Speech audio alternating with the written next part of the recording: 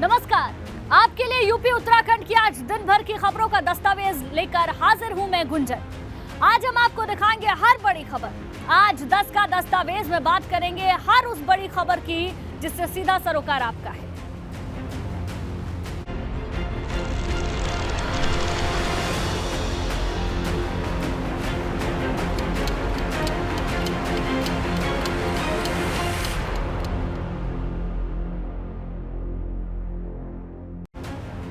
दस का दस्तावेज की शुरुआत बड़ी खबर के साथ करेंगे। प्रदेश में गड्ढा मुक्त अभियान की समय सीमा को बढ़ाया गया है। अब 30 नवंबर तक चलेगा गड्ढा मुक्ति अभियान।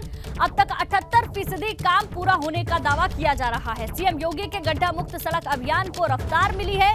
प्रदेश में सड़कों को गड्ढा मुक्त किए जाने का अभियान जारी है। 12 नवंबर तक 46,684 किलोमीटर सड़क गड्ढा मुक्त। इसके अलावा 4,596 किलोमीटर की सड़कों का नवीनीकरण किया गया है। 6,142 किलोमीटर की लंबाई के विशेष मरम्मत के काम पूरे किए गए हैं। तो ये बड़ी जानकारी आपको दे दें, प्रदेश में गड्ढा मुक्त अभियान की समय सीमा को बढ़ा दिया गया है। अब 30 नवंबर तक गड्ढा मुक्ति का अभियान चलेगा। 78% काम पूरा होने का दावा किया जा रहा है। सीएम योगी के गड्ढा मुक्त सड़क अभियान को रफ्तार मिली है। आपको अगर आंकड़े बताएं तो 12 नवंबर तक 46,684 किलोमीटर सड़क गड्ढा मुक्त की गई है। 4,596 किलोमीटर की सड़कों का नवीनीकरण किया गया है और 6,142 किलोमीटर की लंबाई के विशेष मरम्मत के काम पूरे किए गए हैं। ये जानकारी निकलकर सामने आई है। बड़ी खबर आपको बता दें, 30 नवंबर तक गड्ढा मुक्ति अभियान चलेगा। सीएम योगी के गड्ढा मुक्त सड़क अभियान को रफ्तार मिली है। 78% काम लगभग पूरा हो चुका है, ऐसा दावा किया जा रहा है। तो देखिए, ये भी आपको बता देते हैं किस मंडल में अभी तक कितना काम हुआ। गोरखपुर मंडल में करीब 70% काम हो चुका है। इसके अलावा बस्ती मंडल में 71% काम पूरा हुआ है। झांसी मंडल में 85% काम पूरा हो चुका है, यानी कि झांसी मंडल में बस थोड़ा ही काम बचा हुआ है। बांदा मंडल की बात करें तो 82% काम पूरा हो चुका है।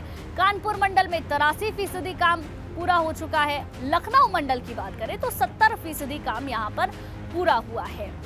तो ये भी हम आपको बता रहे हैं किस मंडल में कितना काम हुआ। मुरादाबाद मंडल की बात करें तो 85% के लगभग काम हुआ। वाराणसी मंडल में 97% काम पूरा हुआ, वाराणसी में सबसे ज्यादा।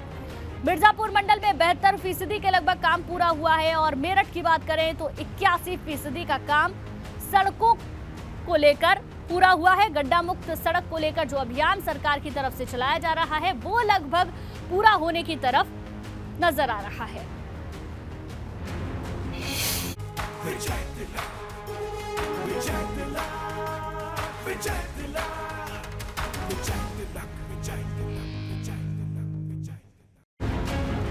मैनपुरी लोकसभा उपचुनाव के लिए आज समाजवादी पार्टी के प्रत्याशी डिंपल यादव ने अपना नामांकन दाखिल कर दिया। तो ये बड़ी जानकारी आपको बता दें, आज नामांकन डिंपल यादव की ओर से दाखिल कर दिया गया है। मुलायम सिंह यादव के निधन के बाद खाली हुई मैनपुरी लोकसभा सीट पर उपचुनाव के लिए अखिलेश यादव की पत्नी और पूर्व सांसद डिंपल यादव ने नामांकन कर दिया।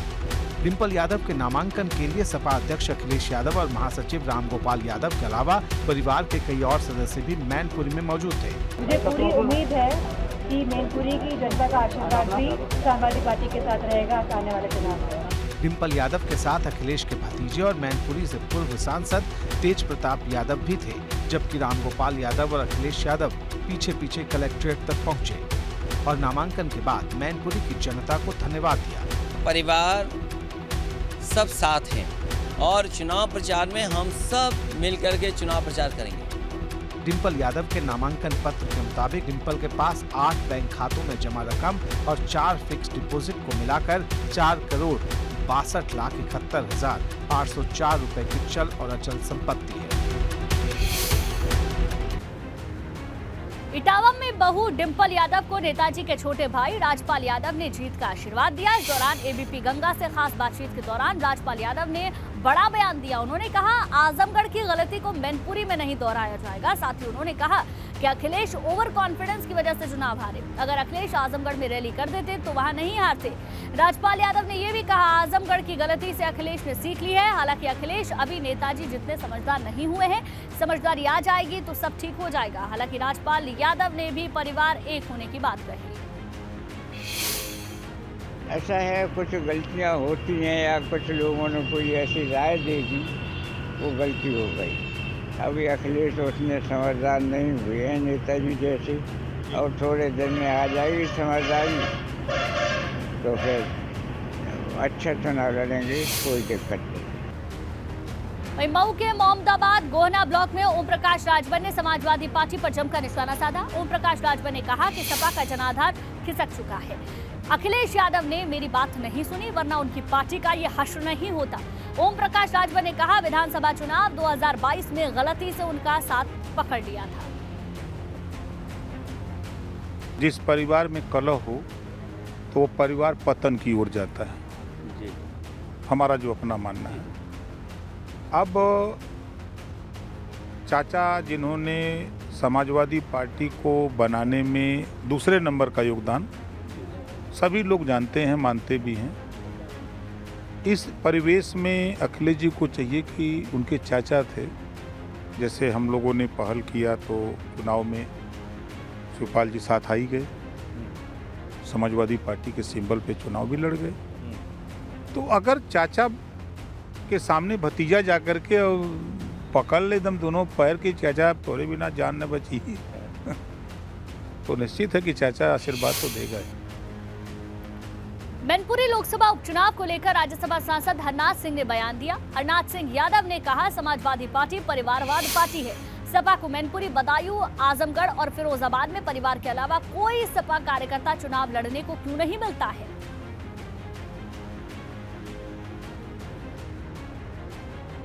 मैं समाजवादी पार्टी के लोगों से पूछना चाहता हूं कि उन्हें कोई कार्यकर्ता क्यों नहीं मिलता। मैनपुरी लड़ेंगे तो वो लड़ेंगे, बदायूं लड़ेंगे तो वो लड़ेंगे, आजमगढ़ लड़ेंगे तो वो सारे प्रदेश की सीटें वही फिरोजाबाद लड़ेंगे तो वो लड़ेंगे। क्या इन चारों जनपदों में भारतीय जनता वो समाजवादी पार्टी के पास कोई वहाँ का स्थानीय नेता नहीं है जो इस चुनाव को लड़ सके? तो ये परिवारवादी पार्टी और परिवारवादी पार्टियों से जनता ऊब चुकी है। इसलिए हमारा पूर्ण विश्वास है कि भाजपा को भरपूर समर्थन मिलेगा, हम विजय करेंगे। वहीं सहारनपुर पहुंचे भाजपा प्रदेश अध्यक्ष भूपेंद्र चौधरी ने कहा कि चुनाव के लिए पार्टी पूरी तरीके से तैयार है। लोकसभा चुनाव से पहले नगर निगम और नगर पालिका का बड़ा चुनाव है। 2017 में भाजपा मेरठ और अलीगढ़ नगर निगम छोड़कर बाकी सभी जगह पर अपना परचम लहरा चुकी है। हालांकि शाहजहांपुर के रूप में एक और नगर निगम अस्तित्व में आई है। भाजपा प्रदेश अध्यक्ष भूपेंद्र चौधरी ने कहा, भाजपा निकाय चुनाव में अपने सिंबल पर चुनाव लड़ेगी। सभी वार्डों में लड़ने वाले प्रत्याशियों को भाजपा अपना सिंबल देगी। इस बार 17 नगर निगम और 200 नगर पालिका में भाजपा अपनी विजय का झंडा फहराएगी। हम लोग पूरी तैयारी के साथ, हमारा जो संगठन का स्ट्रक्चर है, बूथ हैं, सेक्टर है, मंडल है, सभी को सक्रियता के साथ, उनकी मेहनत के साथ सरकारों ने जो काम किए हैं, हम अपनी पूरी सरकारों का रिपोर्ट कार्ड लेकर जनता के बीच में जाएंगे। और मुझे विश्वास है कि निश्चित रूप से इन उपचुनावों में पूर्व की भांति भारतीय जनता पार्टी को योगी जी के नेतृत्व में जनता का, प्रदेश की महान जनता का आशीर्वाद मिलेगा। मुजफ्फरनगर की खतौली विधानसभा सीट पर होने वाले उपचुनाव में आरएलडी ने मदन भैया को मैदान में उतारा है। हालांकि आरएलडी में बाहरी प्रत्याशी का विरोध भी देखने को मिल रहा है। मदन भैया आरएलडी दफ्तर पर पहुंचे, जहां उन्होंने पार्टी पदाधिकारी और कार्यकर्ताओं के साथ मुलाकात की। इस दौरान उन्होंने कहा, जो पार्टी के मुद्दे हैं वही इस चुनाव में उनके मुद्दे होंगे। मुद्दा जो हमारा पार्टी का मुद्दा है वही मुद्दा है, किसानों का मुद्दा है, कमेरों का मुद्दा है और भाईचारे स्थापित करने का मुद्दा है, वही मुद्दे हैं हमारे। इस तरह से एक ये चल रहा है कि आप बाहर से आए हो चुनाव लड़ने के लिए, इस तरह से आप यहाँ लोगों को अपने प्रति जागरूक कर पाएंगे आप किस तरह से? नहीं, ये तो कुछ शब्द चल नहीं रहा है, या आप ही को लग रहा है, कोई शब्द ऐसा विशेष नहीं चल रहा है। वहीं खतौली विधानसभा उपचुनाव में आरएलडी ने मदन भैया को प्रत्याशी बनाया है। इसको लेकर आरएलडी के उत्तराखंड प्रभारी राम मेहर सिंह का क्या कुछ कहना है, आइए वो भी आपको सुनवाते हैं। खतौली विधानसभा उपचुनाव में राष्ट्रीय लोकदल समाजवादी पार्टी गठबंधन ने मदन भैया को चुनाव मैदान में उतारकर मुकाबले को और दिलचस्प बना दिया है। इसके पीछे राष्ट्रीय लोकदल की क्या रणनीति काम कर रही है, किस तरीके से पूरे चुनाव को राष्ट्रीय लोकदल देख रही है, यही हम बात कर लेते हैं राष्ट्रीय लोकदल के वरिष्ठ नेता और उत्तराखंड के प्रभारी राममेहर सिंह जी से। राममेहर जी, आपसे जानना चाहूंगा कि सबकी नजरें टिकी हुई थी, कौन चुनाव में मैदान में राष्ट्रीय लोकदल किसको उतारेगी, लेकिन अचानक से एक नाम आता है मदन भैया। कितना इसको आप जीत की तरफ एक मजबूत कदम मान रहे हैं? कल जो साहब थे मीटिंग में खतौली के गांव में, गुजर बाहुल गांव था पिपलेड़ा, वहाँ पे पत्रकारों ने उनसे पूछी कि कैंडिडेट कौन होगा, बाहरी होगा, तो चौधरी साहब ने कि बाहरी नहीं भारी कैंडिडेट होगा। और गुजर में एक खासियत है कि गुजर कमज़ोर नेता के पीछे नहीं लगता। गुजर को बहुत मजबूत कैंडिडेट की ज़रूरत होती है, मजबूत नेता की ज़रूरत होती है। और पार्टी ने जो कैंडिडेट मदन भैया को उतारा है वे हर तरह से भारी है।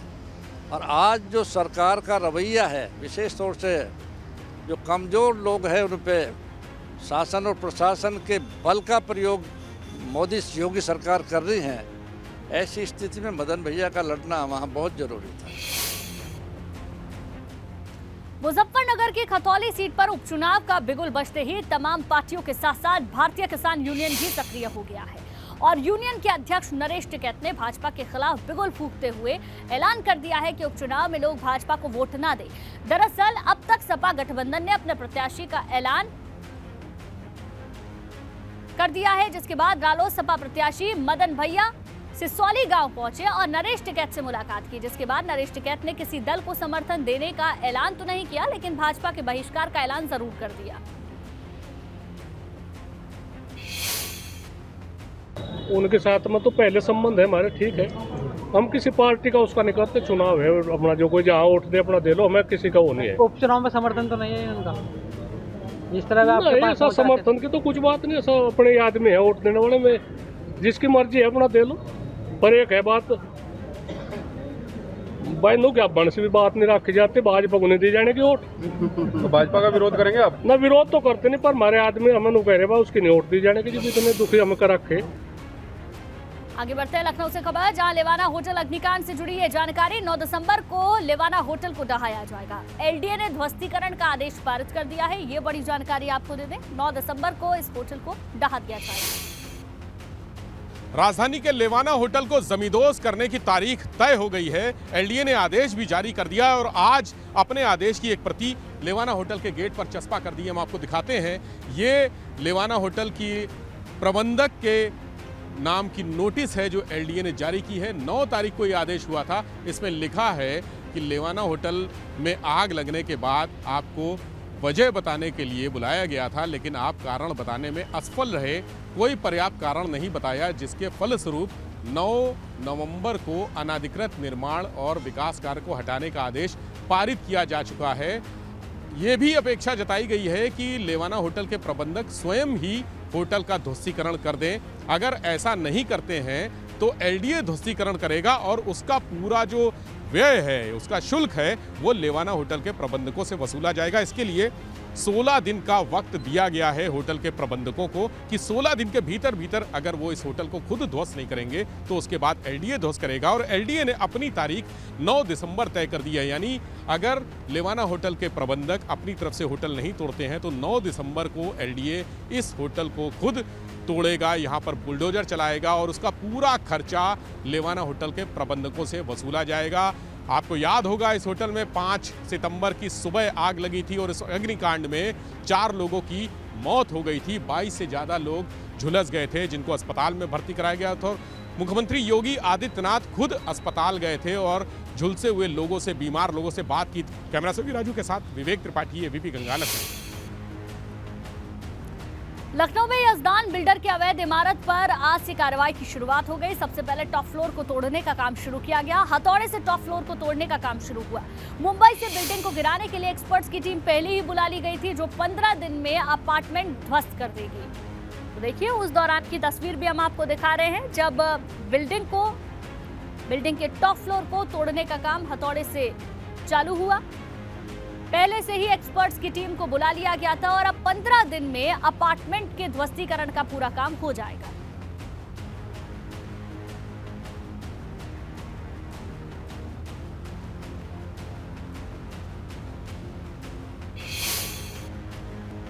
आगे बढ़ते हैं नोएडा से बड़ी खबर, जहां पकड़े गए हवाला कारोबारियों से जुड़ी है जानकारी। मामले में अब तक कुल 3 करोड़ 68 लाख रुपए बरामद किए गए हैं। आयकर विभाग हवाला कारोबारियों से जुड़े ठिकानों पर छापेमारी कर रहा है। आयकर विभाग ने दिल्ली के ग्रेटर कैलाश में छापेमारी की है। छापेमारी में 1 करोड़ कैश और 5 करोड़ के लेन देन के दस्तावेज सामने आए हैं। अब तक हवाला से जुड़े 1 दर्जन ठिकानों पर छापेमारी हो चुकी है। तो ये बड़ी खबर आपको बता दें नोएडा से, जहां पकड़े गए हवाला कारोबारियों से जुड़ी है जानकारी। मामले में अब तक कुल 3 करोड़ 68 लाख रुपए बरामद किए गए हैं। आयकर विभाग हवाला कारोबारियों से जुड़े ठिकानों पर लगातार छापेमारी कर रहा है। जहां दिल्ली के ग्रेटर कैलाश में छापेमारी हुई और ये रकम निकलकर सामने आई है। छापेमारी में 1 करोड़ कैश और 5 करोड़ के लेन देन के दस्तावेज भी मिले हैं। अब तक हवाला से जुड़े 1 दर्जन ठिकानों पर छापेमारी हो चुकी है। सोमवार से दिल्ली के प्रगति मैदान में इंडिया इंटरनेशनल ट्रेड फेयर की शुरुआत हो गई। ट्रेड फेयर में देश के कई राज्यों के उत्पाद को आम जनता और व्यापारियों के सामने पेश किया जाएगा, जिसमें उत्तर प्रदेश भी शामिल है। यूपी के मुख्य सचिव दुर्गा शंकर मिश्र ने ट्रेड फेयर में उत्तर प्रदेश मंडप का उद्घाटन किया। इस बार ट्रेड फेयर की थीम वोकल फॉर लोकल और लोकल टू ग्लोबल रखी गई है। इसी को ध्यान में रखते हुए यूपी पवेलियन को काशी विश्वनाथ कॉरिडोर की शक्ल दी गई, जिसमें ओडीओपी स्कीम के तहत आने वाले हर जिले के प्रोडक्ट्स के स्टॉल्स लगाए गए हैं।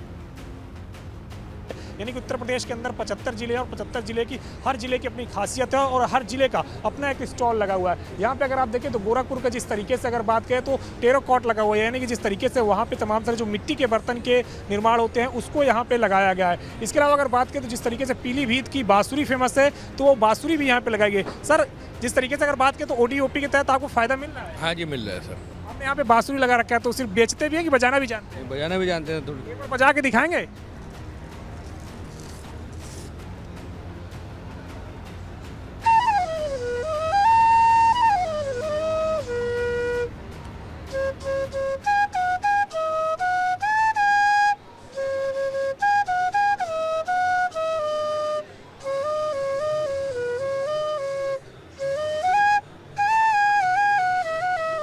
डीडीएलजी फिल्म का गाना बजा रहे हैं तो रिस्पांस अच्छा मिल रहा है, गाना तो आप अच्छा बजाए हैं।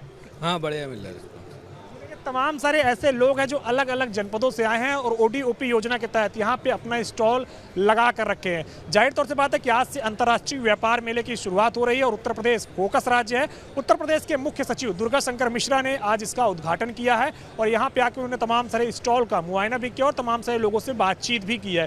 तो ये एक महत्वपूर्ण अवसर है और यहाँ पे दिल्ली के अंदर खासतौर से अंतर्राष्ट्रीय व्यापार मेले में सभी को अपने हुनर को दिखाने का, अपने जिले के उत्पाद को दिखाने का मौका मिलता है और उत्तर प्रदेश सरकार ने वो मौका यहाँ पे उन तमाम सारे लोगों को मुहैया कराया है।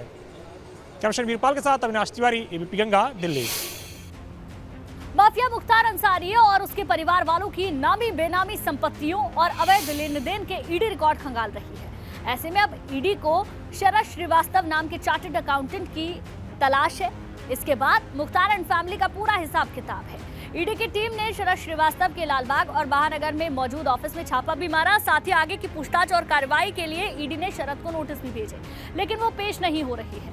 शरद अपने दोनों ऑफिस से गायब है, वहीं दफ्तरों पर मौजूद लोग भी उसके बारे में कोई जानकारी नहीं दे रहे। माफिया डॉन मुख्तार अंसारी और उसके परिवार वालों की एक एक पाई का हिसाब किताब रखने वाले चार्टर्ड अकाउंटेंट शरद श्रीवास्तव को ईडी कई दिनों से तलाश रही है, लेकिन वो गायब है। शरद श्रीवास्तव के लखनऊ में 2 ऑफिस हैं, जिसमें से एक लालबाग में है और दूसरा महानगर में है। दोनों ही ऑफिस में शरद कई दिन से नहीं आया है। हम इस समय महानगर में शरद के ऑफिस के बाहर खड़े हुए हैं, जहां से वो गायब है और पूछने पर पता चला कि वो कई दिन से ऑफिस नहीं आया है। एबीपी गंगा की टीम ने दोनों ऑफिस पहुंचकर पड़ताल की तो कुछ लोगों ने बताया कि वो बीमार है, तो कोई कह रहा है कि वो छुट्टी पर है, किसी ने बताया कि वो शहर से बाहर है। दरअसल मुख्तार अंसारी के बेटे अब्बास अंसारी के खाते में मिले 56 लाख रुपए, जिन्हें वो बुजुर्गों की दी हुई ईदी बता रहा था, इसका हिसाब शरद को ही देना है।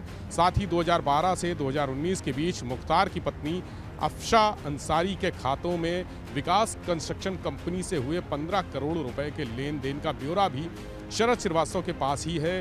अफशा के 2014 से 2019 के बीच दाखिल इनकम टैक्स रिटर्न में उनकी आमदनी 11.5 लाख रुपए दिखाने के पीछे शरद का ही दिमाग बताया जा रहा है। ईडी लगातार शरद को नोटिस भेज रही है, लेकिन वो पेश नहीं हो रहा है। शरद के सामने आने के बाद न सिर्फ मुख्तार और उसके परिवार के सदस्यों बल्कि विकास कंस्ट्रक्शन कंपनी और मुख्तार के ससुर जमशेद रजा की कंपनी आगाज प्रोजेक्ट लिमिटेड से जुड़े अवैध लेन देन के भी खुलासे होंगे। ईडी की एक टीम सितंबर महीने में ही शरद के दोनों ऑफिस गई थी, रेड की थी, लंबी रेड चली थी। हालांकि उस रेड की जानकारियां अभी सामने नहीं आई हैं। अगर शरद श्रीवास्तव जल्द ही ईडी के सामने पेश नहीं हुआ तो फिर उसके घर और उसके ऑफिस में दोबारा ईडी रेड कर सकती है। कैमरा से राजू के साथ विवेक त्रिपाठी, एबीपी गंगा, लखनऊ।